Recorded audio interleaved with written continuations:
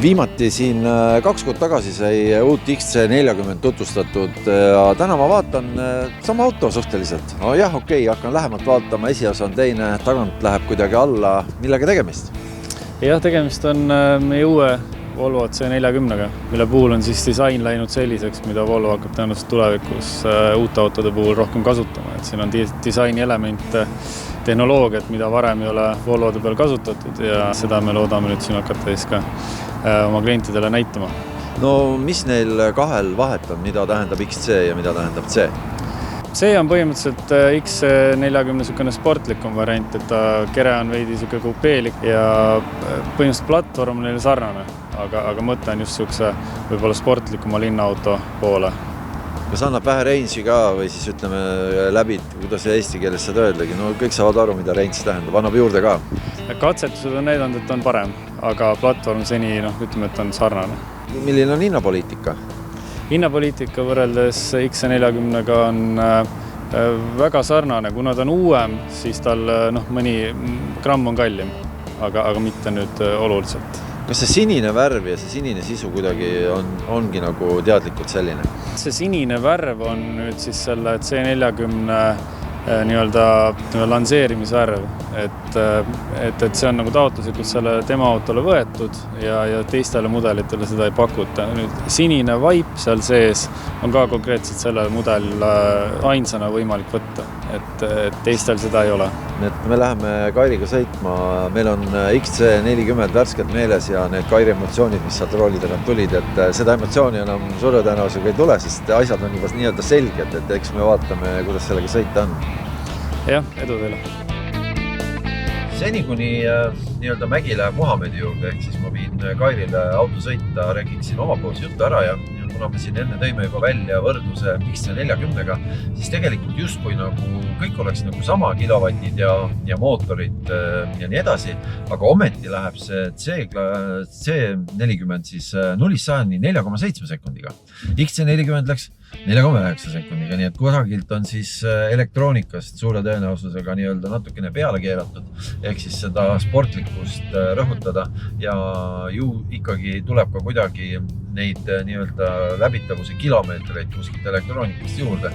Eks loomulikult proovisõit on see, mis teile endale selge pildi toob ja täna muuseas tõesti, et salongist võttes 90%-ga laetud auto, siis 90%-ni näitas täna, et sellega saab sõita 420 kilomeetrit. No vaatame, palju see nii-öelda range siis kas kukub või mitte, aga Kairini mul on sõita umbes 20 kilomeetrit, eks ma siis oskan pärast juba teile natukene täpsemalt öelda.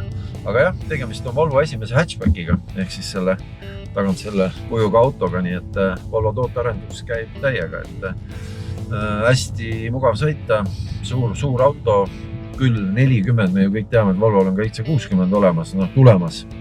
Täis elektriline ka kindlasti kunagi, aga selles 40 on ka ruumi piisavalt, et minu jaoks oluline pagasiruumi ära mahutada näiteks golfivarustus ja mingit küsimust ei ole.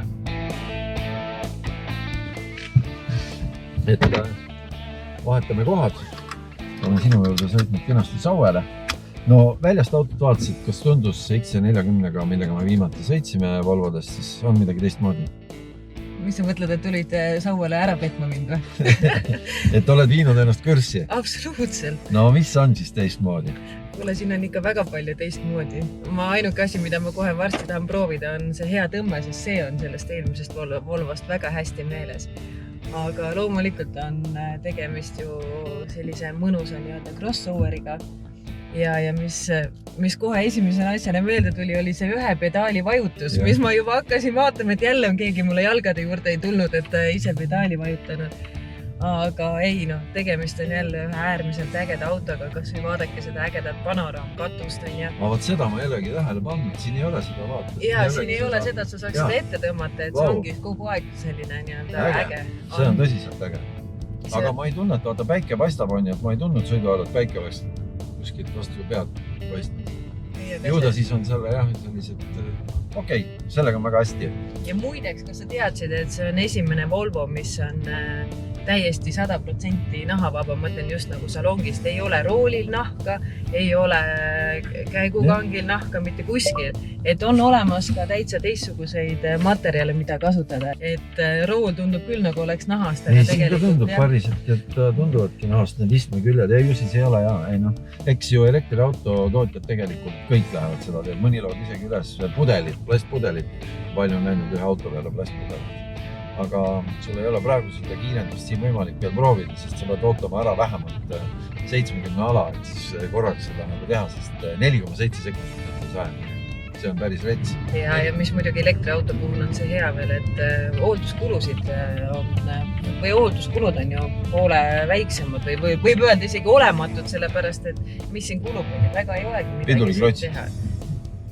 Jah, sest et akuga on 8 aastat garantiid on ja aku läheb või 160 000 kilomeetrit. No päris, jah. 8 aastat. Ilmselt keegi ei sõidagi 8 aastat selle autoks, sest kui juba Volvo tuleb uue mudeliga, siis tahavad ilmselgelt juba uut mudelit saada. Ilu on tõesti sellel autol väga-väga palju kasutusmugavust, ilu ja kõik see kokku. Plus ka mugavuse osas näitekski need tuled, pikseltuled.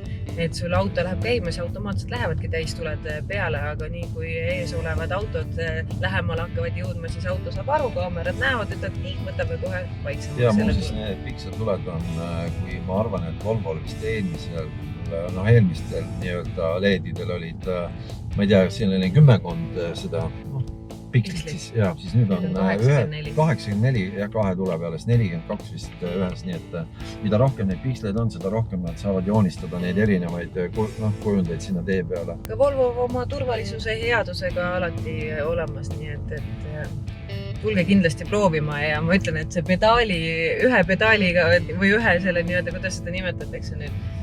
See on one pedal drive, on ta inglise keeles ehk ühe pedaaliga sõitmine, aga see vajab harjumist. Ma olen eelmisel korral ka proovisin lõpuks, kui ikka pikalt sõidad, siis harjuda ära sellega, et kui nüüd jälle värskelt Volvo rooli istud, siis vajab natuke harjumist, aga see on nagu nii uskumatu, et sa põhimõtteliselt ainult lihtsalt võtad jala pedaali pealt ära, jääb seisma, vajutad ja väga mugav. Oleme mõnusasti parkinud koha peale, kus sa saad selle kiirenduse ära proovida, aga sa ei saa 4,7 sekundit sõita, sa võid umbes 4 sõitma, muidu paned üle.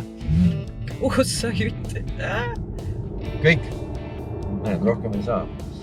Aga sellega ei arvestanud, kes see pea nii istmesse läheb kohe. Ei, väga äge. On äge tõesti.